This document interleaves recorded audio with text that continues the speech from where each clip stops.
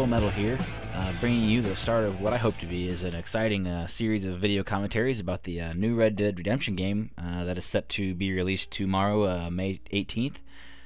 As you may already know, in my previous video I talked about some of the gameplay that was posted on Rockstar's website and what I kind of speculated about, but what I wanted to do here was to put some of those thoughts together and with some images and some commentary to kick off my new series of videos. First of all, for everyone that doesn't already know it, Red Dead Redemption is set in the time period between the American Civil War and World War II, right around that time frame, and it's set as a western in the area near the Texas-Mexico border. So hopefully, starting tomorrow, I can start collecting some gameplay for you guys, so you guys can get a piece of the action and find out what this game's all about. Okay, so first of all, what I wanted to do here was talk about some of the single-player gameplay. If you guys are familiar with the Grand Theft Auto 4 game, which is also a game produced by Rockstar Gaming, then you're going to be kind of familiar with how this is going to be played out. It's basically a third-person open-world game, or a free-roaming game, if you want to call it that, where it gives you the option, just like in Grand Theft Auto 4, to basically roam a large area. You know, as in Grand Theft Auto 4, you got to roam a city, drive vehicles. I guess the comparison in this is it's an open western world that you can explore on horseback. And also, just like in Grand Theft Auto 4, where you had the choice of being, you know, the good guy or the bad guy, you know, in this you get the same choices. In Grand Theft Auto 4, for example, if you went and killed somebody, whatever, you would get a wanted level that was there until you got away from the cops. Well, in the Red Dead Redemption series, you get the option to be good and bad also. What you're looking at is if you do something bad, you get a bounty put on your head, or things in the future will come back to haunt you. If you do good, you know, maybe down the road, whatever, that can reward you. So you have different paths you can take, but there's no one set path you have to take. It's going to be a free roaming game where you have the option to go do any number of things, such as gambling, drinking, horseback riding. You can go steal from people, you can save people, you can kidnap people. You can go hunting, and a number of things, and this is all in the single-player mode, and some of this actually translates over to the multiplayer world, which I'll touch on hopefully at the end of this commentary. I guess the first thing I actually wanted to touch on here are the honor and fame systems. Basically, the honor system is you have the choices throughout the game to make honorable decisions, like helping stranded travelers or rescuing someone that's being held up at gunpoint, and by doing this you increase your honor, whatever makes you well known. You can also earn money this way, but then you also have the choice of just going out and killing people and stealing horses and robbing banks. If you do that, your honor will plummet, but you have at the same time you may make you a rich person, so there's lots of trade-offs with that. And then you also have the fame system. Basically, any actions you take throughout the game will make you famous in certain areas. So if you're a famous gunslinger, people may come and challenge you to a duel to try to, you know, increase their fame. And then you also have, if you're a nice person and you're well known for being a nice person, people will come up to greet you and ask you to do certain jobs. Shopkeepers will give you discounts, and there's many new opportunities that could present itself to you.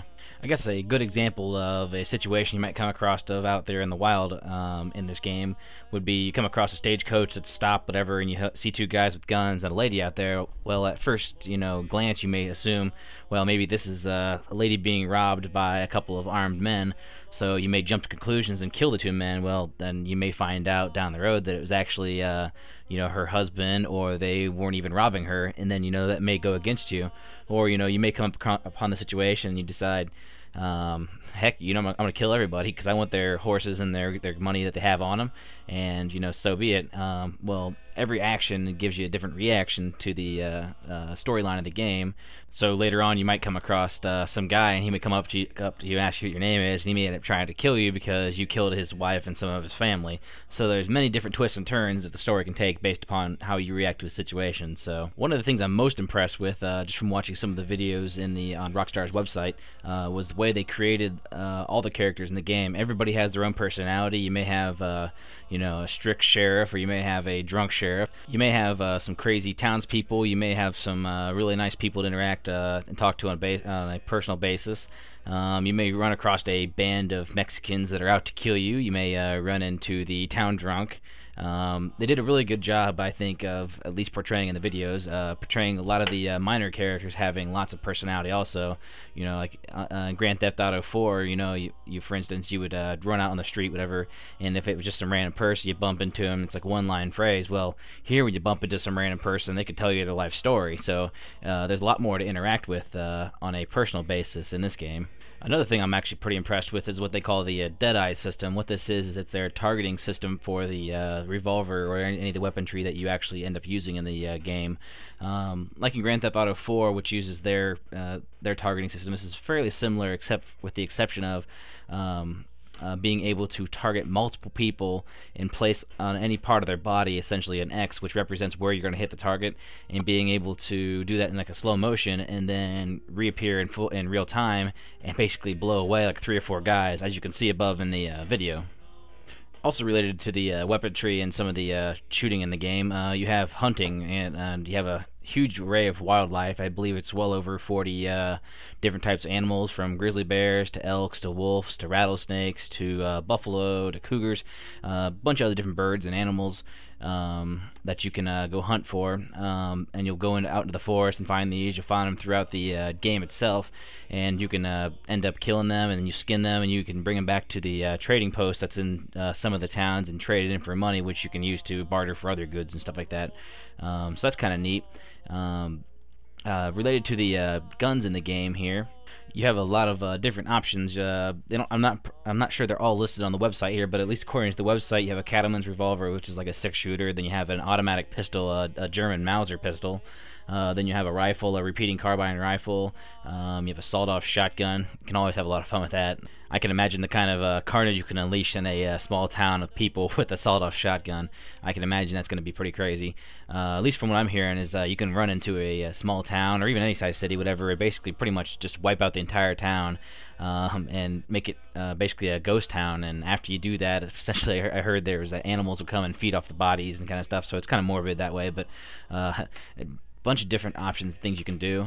Also related to the weaponry in the game, you have throwing knives and a lasso. The throwing knives, not really sure exactly what the heck that's going to be all about. Maybe it'll be sort of like Modern Warfare 2, you know, being able to throw them and make some montages. I have no idea. Hard to say. But the lasso in the game is, I guess, is pretty important. When you come across people, you know, you're given the option to break up a fight and stuff like that, or you can go bounty hunting essentially, or whatever, and lasso people. And I guess if you lasso them and bring them back to the bounty office or wherever, you would turn them back into the local police station or whatever. When you lasso them and bring them back alive, apparently you get a higher reward amount than you would if you just killed the guy and brought him back. So bunch of different options in the game according to weapons. I'm sure they're going to have other weapons besides that, but nevertheless, with this small selection anyway, it should be a lot of fun. I know at this point I really haven't had a chance to talk much about the overall scenery in the game. I know I said that it's going to be a free roaming game, so there's going to be a vast desert to explore, but it's not just a desert in the Wild West, whatever. You'll actually have areas where you have rivers and streams and forests, and also open plains, like I said. Different places you'll be able to just go pitch camp for the night, or you can, you know, basically just search the entire map for, you know, hidden features. I guess a important thing related to the scenery and the whole overall maps experience you're going to see is the being able to free roam. Like I said, you're going to be able to go out and explore all the different areas on your own, but then you can also, to make time pass faster, you can actually set waypoints and go immediately from one area to another, so you don't actually have to, you know, ride across this huge expanse, which may take, you know, 20 minutes of game time. Instead of doing that, whatever, you have the option of setting waypoints, which would take you from one point to another really fast, so you don't have to wait that entire time. Sort of like in Grand Theft Auto, where you got in a taxi cab, you could actually sit in the taxi cab and watch the, you know, scenery move by, or you get the option to immediately go to your destination, which would save you a lot of time. I know earlier I said I was going to talk a little bit more about the multiplayer experience that you'll be seeing in the game, but unfortunately I'm kind of running out of time right now. I still haven't even covered everything there is to do in the single-player gameplay yet, but hopefully I gave you a little bit of a flavor about what to expect. I know there's going to be a lot more than I just described, but hopefully in the next few days and in the next few weeks following that, I'll be able to give you a much better representation about what the game's actually about, show you some tips, some tricks, and some tactics about how to go about fighting different bosses, and how to approach all the different side quests and everything that you may have in front of you. it's at this point in time I'd like to thank you guys for checking back in here and checking out my website. Hope you guys can stay tuned for the next few weeks for some more information and some more gameplay on the Red Dead Redemption series. It's like I said, tomorrow I get my copy of Red Dead Redemption in the mail, and I'm hoping to pop it in and get some gameplay put up as soon as possible. For the early part of the post, I'm planning mostly to put up a single-player gameplay action, but I definitely plan on doing some multiplayer action as soon as I get more familiar with the game. If you guys have any comments or anything you want to see in the next few weeks, let me know below in the comment section. I appreciate you guys checking out my channel here and checking out this video, and with that, I'm signing out. I know when night has gone.